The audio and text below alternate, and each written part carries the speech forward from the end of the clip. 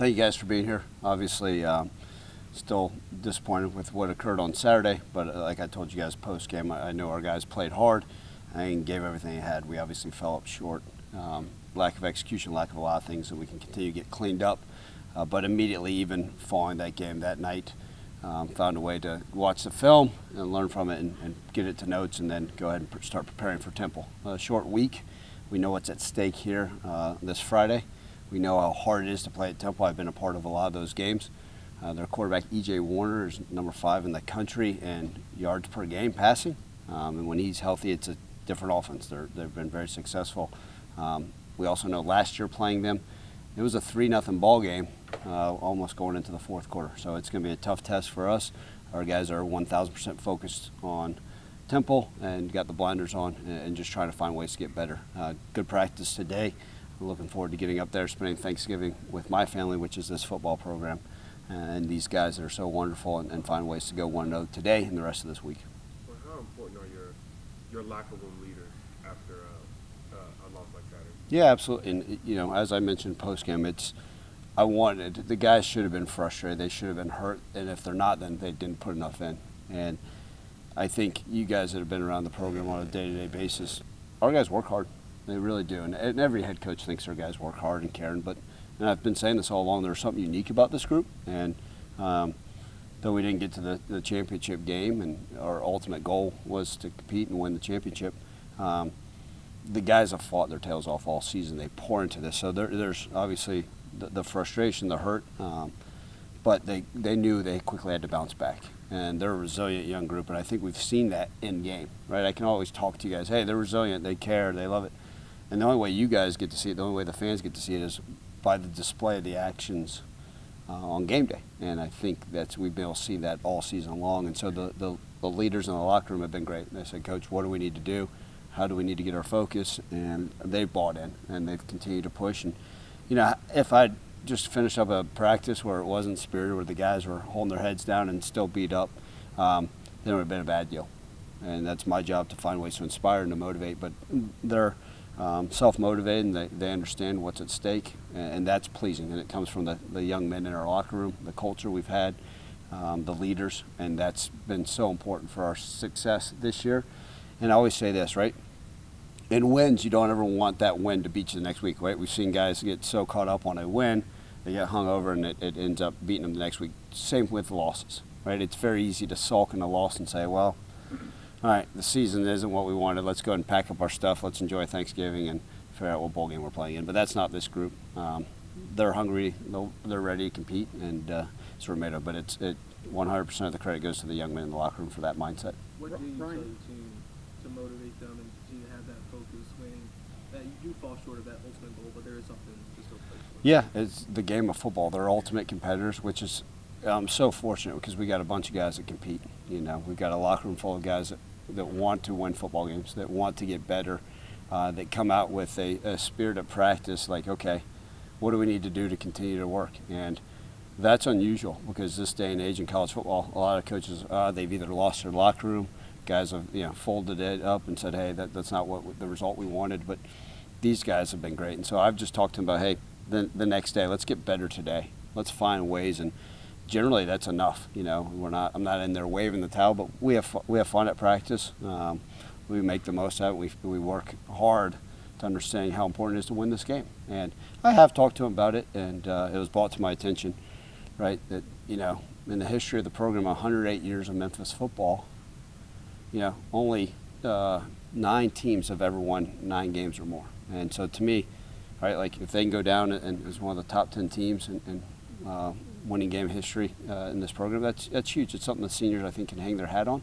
And we'll talk about the bowl game later, but let's get through Friday. And the guys have taken the right approach. Ryan, not to dwell on the game, but you've had a chance to look back at it.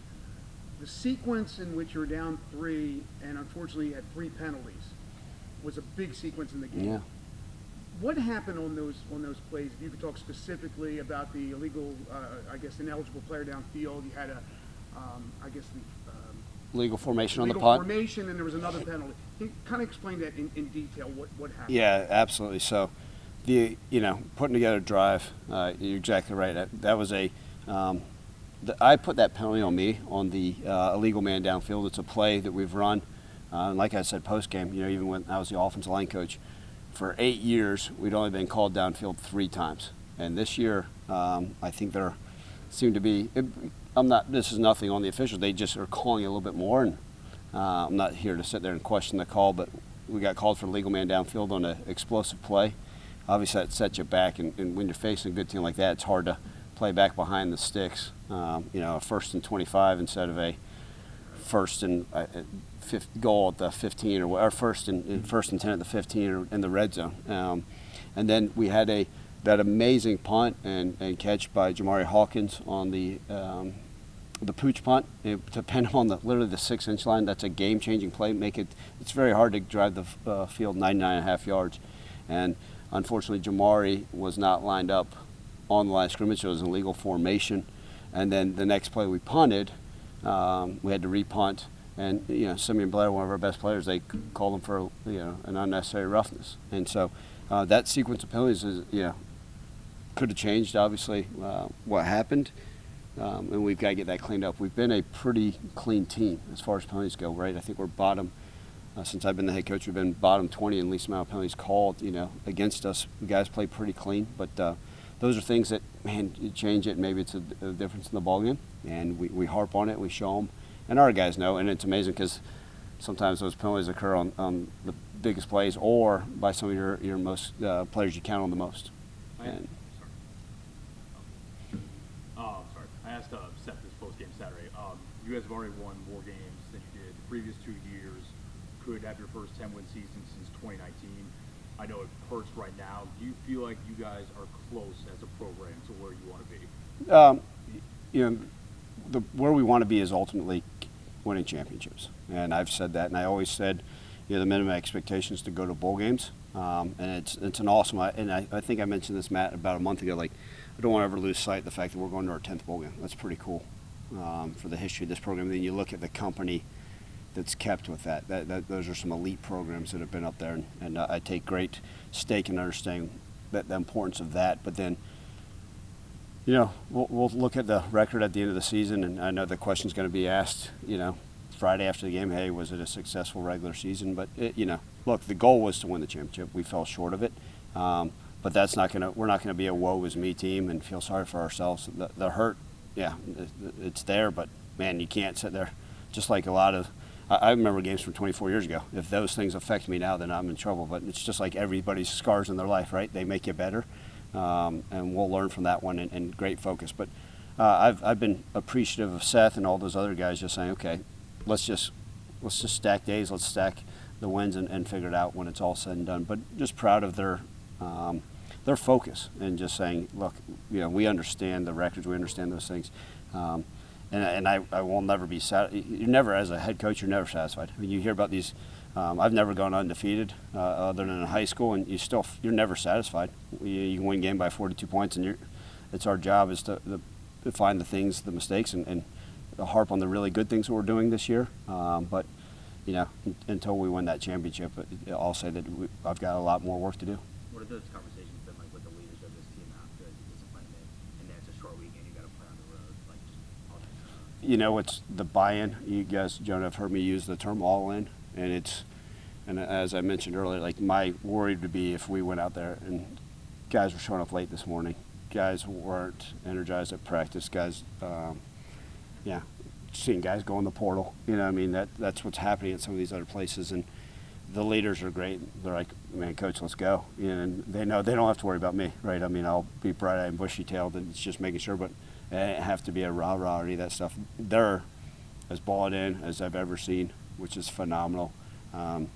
They care about each other more so than I've ever seen in my 8 years here, which is phenomenal. And that type of stuff is, as a head coach, you give yourself a chance.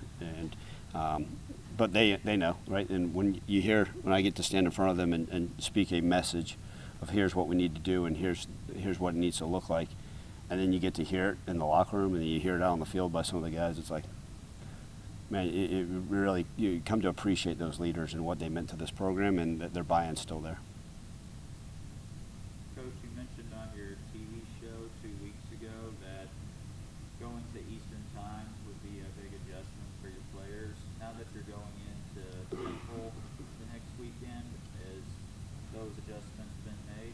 Yeah, so, we are a morning practice team, which is, I think, will help us. And I think what's happened is over the years, a lot more teams are going to morning practices. It is a noon Eastern game, so it's 11 Central. And I think having played, we were playing some of these night games at the beginning of the season. And I think now playing some of these morning games, which to the fans, it's not my decision on some of those. I know somebody thinks that I magically get to select them all. But to be able to play at 11 Central Time again, I think we'll be okay. But we adjust. Obviously, we're going on the road. We know it's a difficult place to play. We've had our struggles there for a variety of reasons. During our Cotton Bowl year, I was there when we lost that game, and and just in general, sometimes in certain environments, we haven't been exactly where we need to be.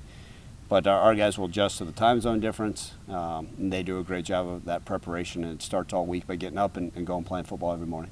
How do you that environment to prepare for versus like a Times crowd? Obviously, playing a big stadium, it's a morning game, Black Friday. I don't know what the attendance is going to be like, but how do you prepare for that environment?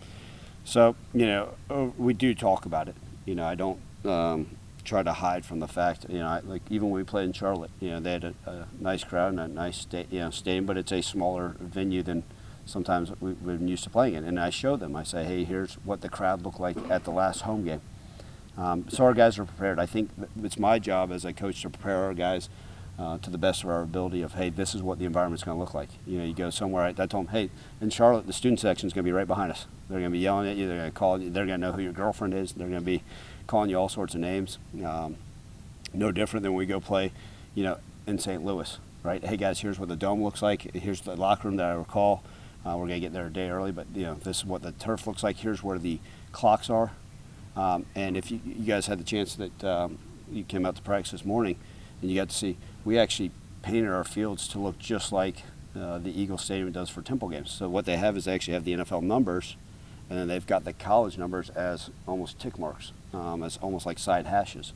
And it can, if you haven't practiced on it, it can be difficult to just go all of a sudden go out there and be like, wait a second, oh, that's the NFL number, and the hashes are the same. But so we've actually, our credit to our field maintenance crew, they did a phenomenal job of actually preparing our fields to look like the one at Temple, which is it's huge. And that way we're hopefully practicing that way and preparing. That's another way to prepare them for the environment. And I know you'll be there, so that's really all that matters. You kind of figured out, seriously, places that you, in Tulsa, I'm not going to count here, but where there's not a lot of people, that quiet atmosphere, you kind of have won lately. We talked this year, North Texas was that way, UAB was that way. Is there something that you figured out here? Well, I think it speaks to the maturity of the team, and I'll go back, and it's an advantage to have been here now 8 years, and even as an assistant here, we struggled in some of those environments, and I always said, what is it, right? Like, even in our best years, I'll go back to the Cotton Bowl year, right? Like, Tulsa freshman kicker, and again, I'd always bring that up, but like, that environment may have not been the best environment at Tulsa, and we had a Cotton Bowl team, and had the kid missed a kick, it's a different story, right? Then we lost at Temple that year, and the environment that year may have not been the same as it was for College Game Day here.